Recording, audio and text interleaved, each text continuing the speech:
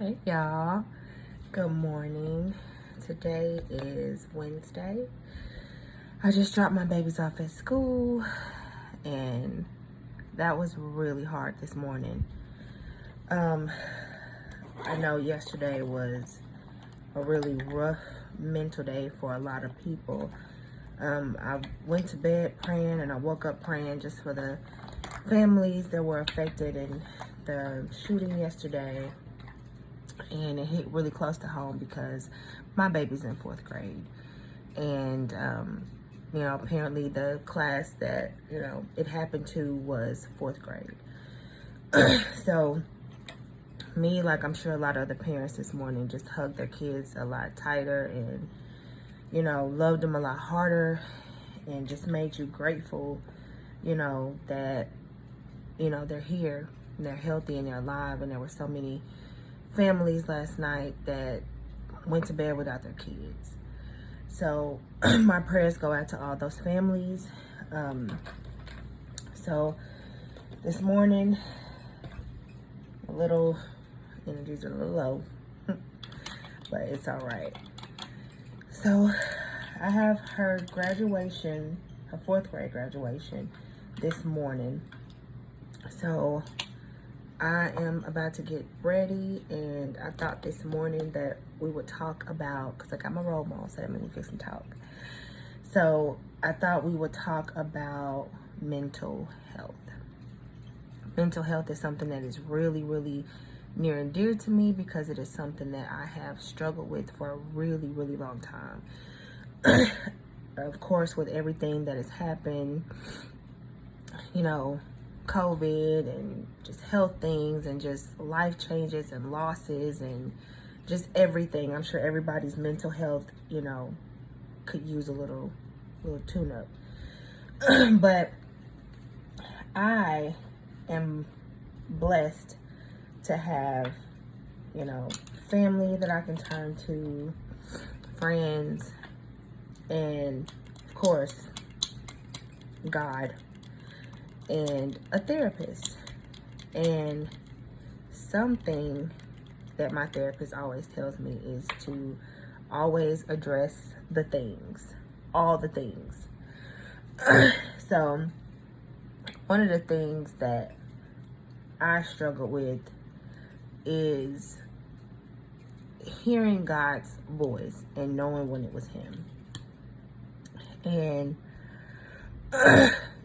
the devil will try to tell you things about yourself that are not true. That you're not good enough, you're not smart enough, you don't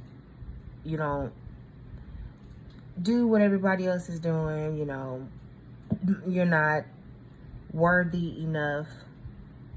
And we all know that's a lie. That is a lie that the devil is trying to convince us is the truth. And for a long time, I just believed it.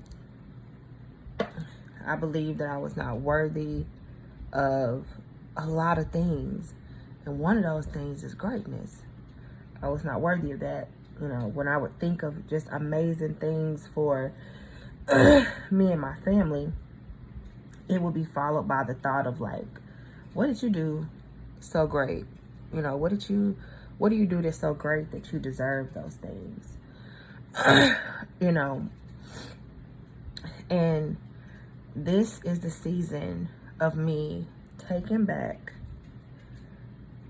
everything that the devil stole, reversing all of the lies that I allowed him to convince me were the truth.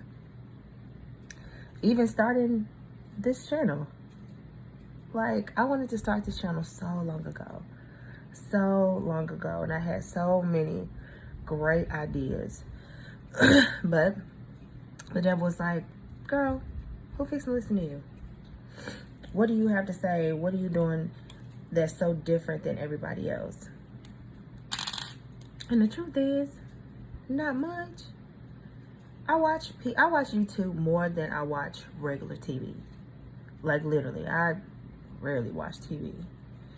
And I'm convinced that when I would be convinced when I was watching YouTube, like, you know, this person has my same personality.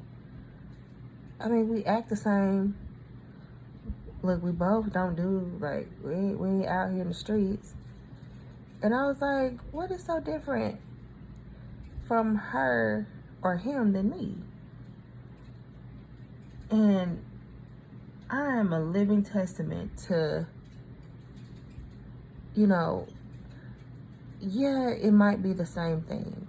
You know, yeah, it might be the same business. It might be the same idea, you know, but you put your own spin on it, you know, and it's yours. You know, it might be the same, but this is you doing it. It's going to be different. And I know after having my son and life changing, you know, in the way that it did with my health, you know, I spoke about it in yesterday's video, but my mental health just crashed. I was having anxiety attacks like every day. I was calling my best friend Tempest. I would call her in the middle of the night, just talk to me. Like, just talk. Like, I'm having an anxiety attack, just talk. And it would be just anxiety attack from like unrealistic things, and allowing myself to fill my mind with things that just were not of God, you know, just fearful, and all the time just so fearful. And one of the things that I had to stop doing was, I really enjoy like true crime. I love true crime and all of that, and unsolved mysteries and 48 hours and just anything to do with true crime. And I was like, child, I was up all night, scared, every noise. I was like, Nick, chill. So I had to like eliminate a lot of things that were causing me to be stressed or have anxiety, and that was one of them. Another thing that I had to do is I had to start, of course, praying more. And I mean a lot more. I would pray like in the morning time, and, you know, pray for my kids. You know, I pray over my kids before I drop them off at school. But I needed to start praying more. I needed to start journaling more, getting these thoughts out of my head and putting them on paper. And above all, giving them to God. Giving everything to God. Like, turning it over to Him, because I couldn't handle it anymore. And I also had to start dedicating more of my time to God. You know, sometimes we get so in a habit of trying to like handle everything by ourselves that we forget to sometimes go to God. I remember I would go to everybody else. I would talk to my mama, my husband, my friends, you know, my mother-in-law, and, you know, she, Lord rest her soul, but I would just talk to everybody but God. Ain't that crazy? Like, you talk to everybody that can't really do nothing about your situation, and the one person that can do something about your situation, you're like, nah, I don't want to bother him. That sounds crazy even coming out of my mouth. So I'm trying to train myself and condition myself that before I talk to anybody else, and I mean anybody else, I talk to Him first. And I let Him know what my problem is. And I have to learn to turn it over to Him. I am a very controlling person. I want to have control over everything. I want everything to be perfect. I want everything to be in order. And that's not how life is. That's not how life was designed. You know, if everything was perfect and in order, what purpose would God serve? He's never going to create a life for you where he is not needed. He's no longer necessary. So that's not going to happen. Like, things are going to happen. I even had to talk to my therapist about that with my kids. You know, if you're a parent, I know you understand where I'm coming from. But we want to shield our kids from everything. Everything. I mean, I'm one of those parents. If somebody even hurt my kids' feelings, I'm up there at that school. If anything, I mean, I am just that type of mom. But it's because, you know, I want to shield my kids from those type of things, but also having to understand that, like, it's life. People are going to hurt your kids' feelings.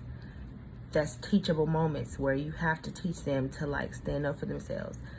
So I feel like there's a lot of, you know, differences from now than back then. I feel like now I teach my kids more so, you know, to think for themselves, to, you know, I'm not going to always be around, so you have to stand up for yourself. You have to, you know, do these things. And it's hard, but it's necessary. It's hard, but it's necessary. And every single day, I have to tell myself, it's okay. You're okay. Your kid's okay. And everything's going to be okay. If there's an issue that comes up, if there's a problem that happens in the day, it's necessary for you to handle it.